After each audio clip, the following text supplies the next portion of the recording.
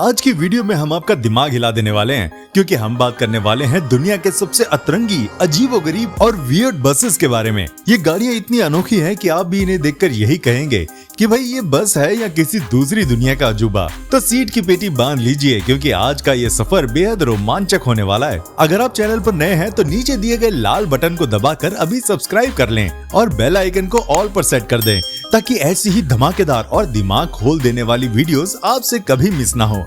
तो चलिए बिना किसी देर के शुरू करते हैं आज का यह मजेदार सफर।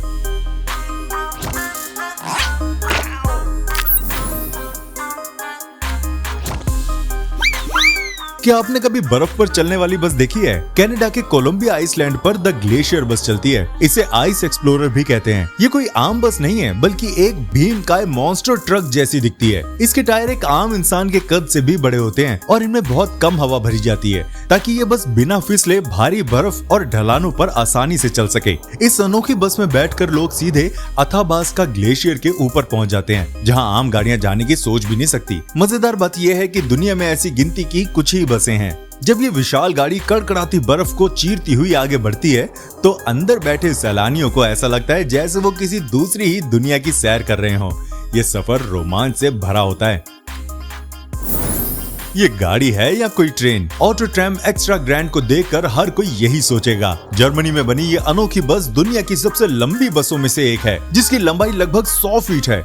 ये कोई आम बस नहीं, बल्कि 3 बसों को आपस में जोड़कर बनाई गई एक महाबस है। देखने में ये बिल्कुल सड़क पर दौड़ने वाली ट्रेन जैसी लगती है। इस विशाल बस में एक साथ 250 से ज्यादा लोग आराम से सफर कर सकते हैं। अब आप सोच रहे होंगे कि इतनी लंबी गाड़ी मोड़ पर कैसे मुड़ती होगी? तो इसका राज है इसका स्मार्ट कंप्यूटर सिस्टम, जो बस के पिछले पहियों को बिल्कुल उसी रास्ते पर मोड़ता है जिधर आगे का हिस्सा जाता है। ये बस बिना किसी झंझट के शहर की पतली सड़कों और मोड़ों पर आसानी से घूम जाती है। ये बस प्रदूषण भी बहुत कम फैलाती है। फ्रांस की एरो ट्रेन को देखकर लगेगा कि कोई बस या ट्रेन सीधे किसी साइंस फिक्शन फिल्म से निकलकर सड़क पर आ गई है। 1960 के दशक में बनी यह अनोखी गाड़ी बिना पहियों के चलती है। जी हाँ, ये बस सड़क या पटरी को छूती ही नहीं है, बल्कि हवा के एक पतले गद्दे यानी एयर कुशन पर तैरते हुए आगे बढ़ती है। इसी वजह से इसमें कोई रगड़ या घर्षण नहीं होती और ये करीब 430 किलोमीटर प्रति घंटे की तूफानी रफ्तार पकड़ लेती है। इसे चलाने के लिए इसमें हवाई जहाज जैसे बड़े बड़े जेट इंजन और प्रोपेलर लगे होते हैं। भले ही बाद में इसकी जगह बुलेट ट्रेन ने ले ली, लेकिन अपने समय में हवा में तैरने वाली ये सुपर फास्ट बस टेक्नोलॉजी का एक कमाल का नमूना थी, जिसने सफर को एक नया रोमांच दिया था। सुपर बस को देखकर आप सोच में पड़ जाएंगे कि ये कोई आलीशान लेमोजिन गाड़ी है या फिर कोई हाईटेक बस। नीदरलैंड के एक अंतरिक्ष यात्री ने इसे डिजाइन किया था और ये दुनिया की सबसे अनोखी और आलीशान इलेक्ट्रिक बसों में से एक है।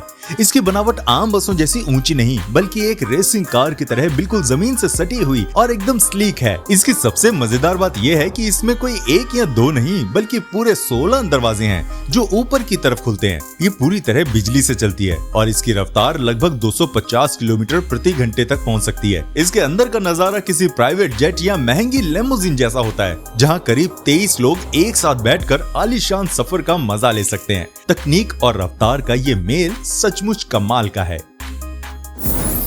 100 साल से भी पहले, जब आज की तरह हाइब्रिड गाड़ियां नहीं हुआ करती थी, तब लंदन की सड़कों पर tilling Stevens petrol electric bus धूम मचा रही थी। साल 1911 के आसपास बनी यह बस इतिहास की सबसे शुरुआती और अनोखी हाइब्रिड बसों में से एक थी। इस बस की सबसे बड़ी खासियत ये थी कि इसमें गियर बदलने का कोई झंझट नहीं था। दरअसल इसमें लगे पेट्रोल इंजन का काम पहियों को घुमाना नहीं, बल्कि एक बड़े जनरेटर को बिजली देना था।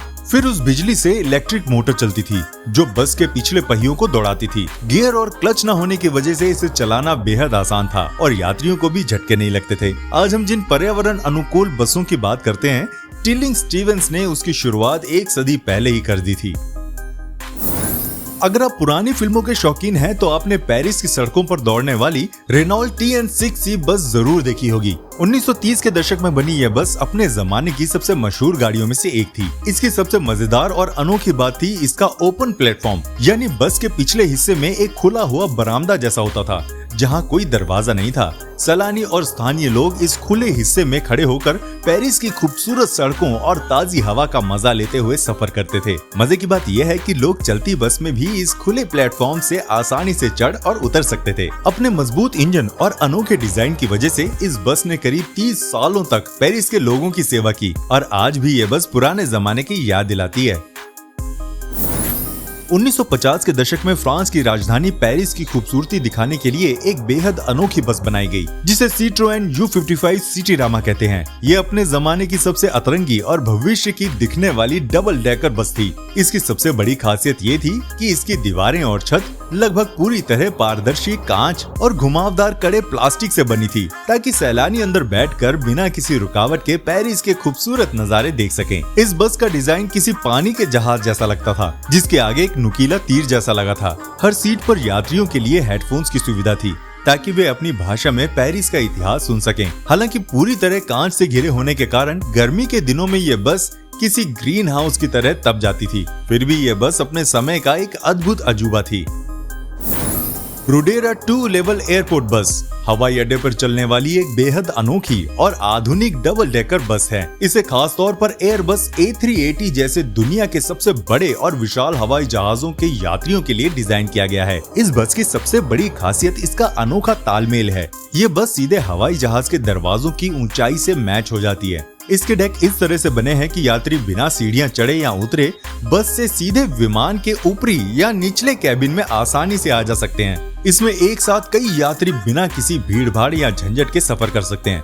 भारी भरकम सामान के साथ विमान बदलने वाले लोगों के लिए ये बस किसी वरदान जैसी है, जो एयरपोर्ट के सफर को बेहद आसान और सुपर फास्ट बना देती है। क्यूबा की राजधानी हवाना की सड़कों पर राज करने वाली द कैमल बस इंसानी जुगाड़ का एक अनोखा नमूना है। 1990 के दशक में जब क्यूबा में गाड़ियों और ईंधन की भारी किल्लत हो गई, तब वहां के इंजीनियर्स ने एक कमाल का रास्ता निकाला। उन्होंने एक भारी भरकम 18 पहियों वाले ट्रक के पीछे एक बहुत बड़ा लोहे का कैबिन जोड़ दिया। इस कैबिन का आकार बीच में से झुका हुआ और दोनों सिरों पर ऊंचे कुबड़ जैसा था, जिसकी वजह से लोग इसे प्यार से ऊंट या कैमल बस कहने लगे। ये बस इतनी विशाल थी कि इसमें एक साथ लगभग 300 से ज्यादा लोग खचाखच भर कर सफर करते थे। इस गाड़ी में ना तो कोई एसी था, ना ही कोई सुख सुविधा। फिर भी मुश्किल वक्त में इसने पूरे शहर को रुकने से बचाया। आज भले ही ये बस सड़कों पर नहीं दिखती, लेकिन इन्हें क्यूबा के लोगों की हिम्मत का प्रतीक माना जाता है। आपको मौका मिले तो आप इनमें से किस बस में सफर करना चाहेंगे, हमें कमेंट करके जरूर बताइएगा। और अगर वीडियो पसंद आई हो तो इसे लाइक भी कर दीजिए। मिलते हैं आपसे अगली वीडियो में, तब तक प्लीज अपना बहुत ध्यान रखिएगा।